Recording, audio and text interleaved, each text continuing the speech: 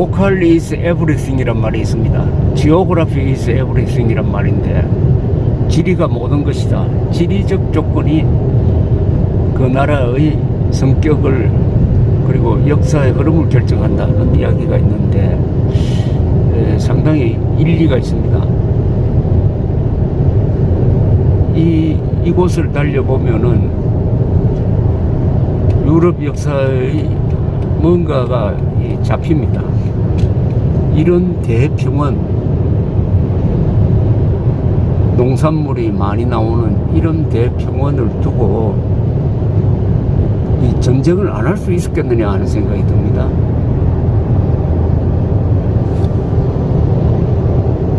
그런데 전쟁을 하는 주체는 국가입니다. 국가 많으면은 국경선이 많고 따라서 분쟁이 생기고 해서 전쟁이 많을 수밖에 없는 거죠. 지금 유럽에 속하는 나라가 30개 나라가 넘습니다. 그 중에 EU에 가입한 나라가 27개입니다. 27개 나라 인구가 4억 약 5천만 명입니다. 27개 나라의 GDP를 합치면은 대충 미국 그리고 중국과 비슷합니다. 3대 경제권이 현재로는 중국, 미국, 유럽입니다. 그 덩치가 비슷비슷합니다. 민주당의 우상호라는 사람이 이 EU를 아무것도 아닌 것처럼 지금 생각하면서 중국 경시 한다고 윤석열 대통령을 비판하는데, 중국 시장도 중요하고 미국 시장도 중요하고 EU 시장도 중요합니다. 어느 하나를 위해서 하나를 희생할 필요가 없습니다. 그런데 하나 참 유럽 역사에서 이해가 되지 않는 게 있습니다. 이렇게 나라가 30개 나라가 넘는데 왜 언어 통일이 안 됐을까? 프랑스어든 영어든 독일어든 이쪽으로 통일이 됐으면 아마 전쟁이 이렇게 많이 일어나지 않고 국가도 여러 개가 생기지 않았을 것입니다. 27개 EU 국가의 언어가 23개 아니면 24개일 겁니다. 그러니까 그 말은 뭐냐면은 나라 하나하나가 자기 말을 갖고 있다는 겁니다. 아무리 인구가 적어도. 자기 나라 말을 가지면은 자기 나라를 만듭니다. EU 통합이 되었으니까 다음 단계는 어느 통합으로 갈까요? 그건 좀 자신이 없는데, 이 말이 이렇게 중요합니다. 말이 사고방식을 결정을 하고 사고방식이 행동을 결정하고, 그렇게 되면 그게 독특한 문화가 되고, 독특한 문화가 이루어지면은 우리가 남이가 하는 민족의식을 갖게 되고, 민족의식을 바탕으로 국가가 만들어지는 이런 순서를 밟아온 게 유럽입니다.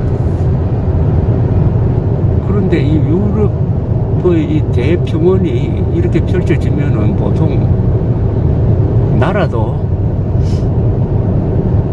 언어도 하나가 되는 게 정상인데 여기는 그렇게 되지 않았어요. 그건 아마도 독특한 문화가 먼저 만들어져 버리니까 인위적으로 통합이 안 된 게 아니냐 하는 생각이 듭니다. 한국에서 비행기를 타고 오면은 시베리아를 지나서 시베리아 대평원 지나서 우랄 산맥을 지날 때 무슨 그 언덕 같은 게 밑으로 보이죠? 그 높이가 1000m 밖에 안 되니까 사실은 산맥도 아닙니다. 우랄 산맥을 지나면 유럽인데, 그때부터는 광활한 평지가 이어집니다.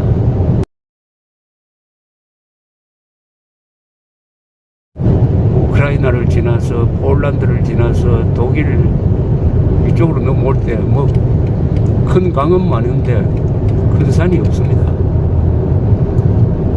그러니까 전쟁이 한번 붙으면은 엄청난 희생을 치른다는 거죠.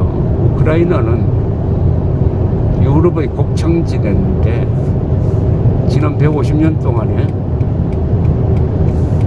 150년까지 갈 필요도 없겠네요.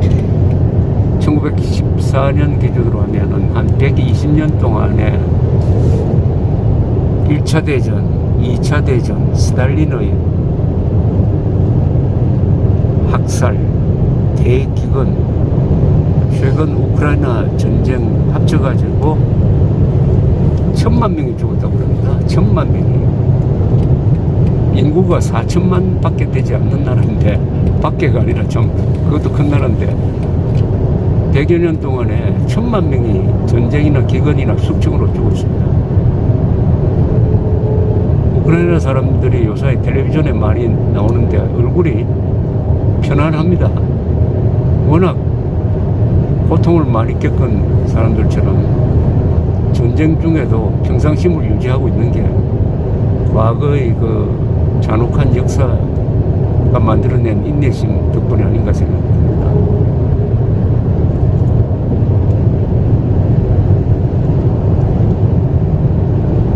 반면에 한국은 전 국토의 70%가 산입니다.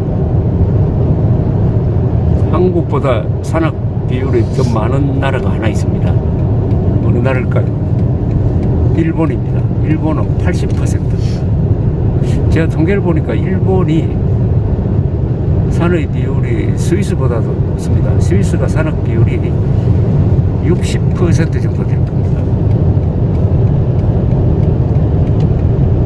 그런데 22만 평방킬로미터의 한반도에 인구가 약 8천만 명이 살고 있습니다. 우리하고 면적이 거의 같은 영국에 6천만 명이 살고 있습니다. 산악이 많은 우리나라에 더 많이 살고 있습니다.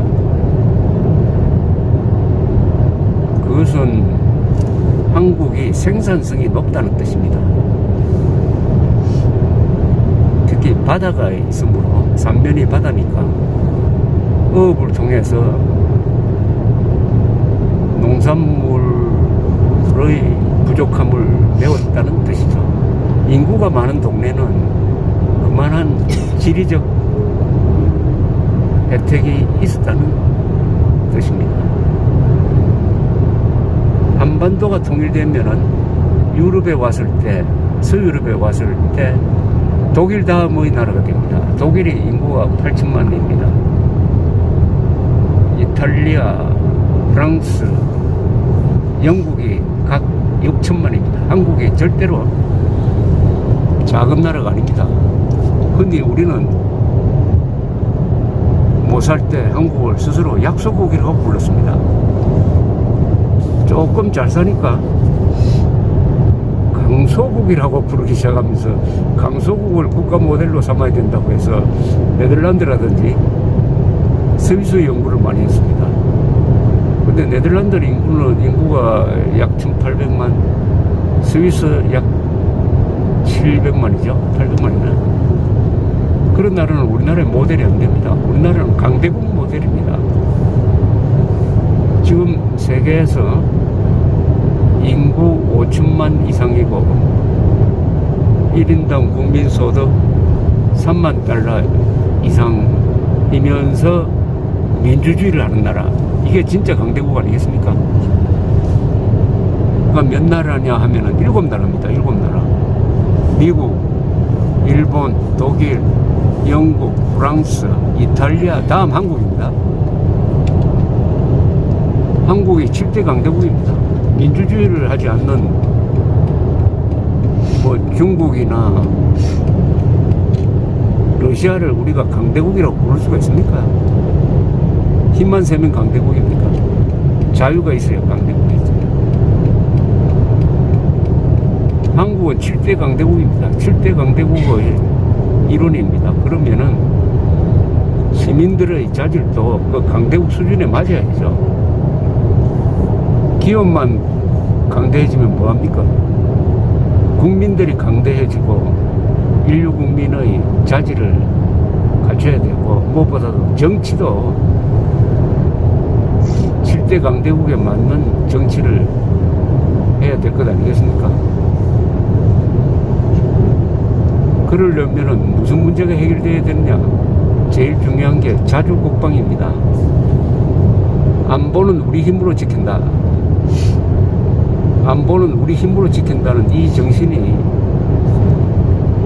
인류 시민, 인류 국가의 기본 전제인 것입니다. 또 우리나라는 안보를 우리 힘으로 지킬 만한 경제력이 있습니다. 그러면은 그렇게 해야 되는데, 한미동맹이 너무 좋아가지고 미국한테 우리의 생존까지 맡겨놓고, 북한이 핵무장해도 미국이 제공하기로 약속한 핵우산에 의존하면서 우리도 핵무장해야 된다는 말도 안 나오는 그 말을 하면은 수급 반동세력으로 몰아붙이는 이런 나라가 되고 말았습니다. 이스라엘처럼 살아야 되는 나라인데 한국 사람들은 지금 저 남태평양의 통가나 뭐 휘지에서 살고 있는 사람처럼 살려고 하니까 여기서부터 정치, 문화, 정신면에서 문제가 생기기 시작했습니다.